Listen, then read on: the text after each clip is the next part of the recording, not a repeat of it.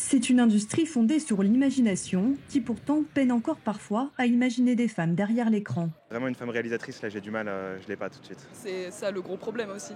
Le fait qu'on peut même pas en citer une.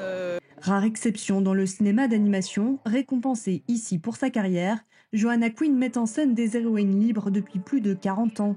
Son objectif, porter la voix des femmes. Voir des femmes parler de leurs expériences, c'est vraiment une nouveauté dans le cinéma d'animation. Et être capable de parler de choses banales, pas forcément importantes, et que cela soit écouté, c'est vraiment spécial.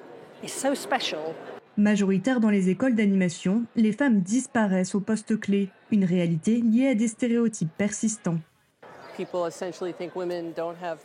Les gens pensent essentiellement que les femmes n'ont pas assez de choses à dire, qu'elles ne sont pas aussi fortes que les hommes.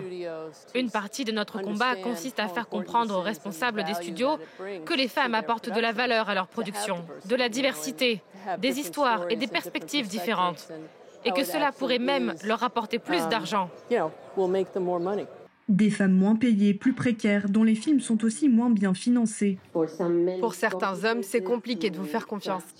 En France, les femmes représentent 44% des professionnels de l'animation, mais seulement 27% des réalisatrices. Ce qui est compliqué dans la vie d'une femme, c'est cette progression entre 30 et 40, où vous devenez chef, où vous pouvez avoir des opportunités de prendre des responsabilités, voire de devenir réalisatrice.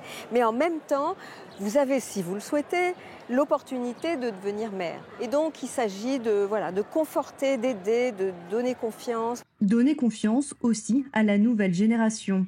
Car dans un secteur ultra concurrentiel où les femmes manquent de modèles, pas facile de briser les codes. C'est vrai qu'on se pose cette question-là du stéréotype, par exemple quand on monte nos projets, est-ce qu'on va être accepté? Est-ce qu'on ne va pas se faire cataloguer? En tant que femme, il y a des choses qu'on n'a peut-être pas le droit de dire. Et à la fois, j'ai pas envie de me brider parce que c'est de la création, quoi.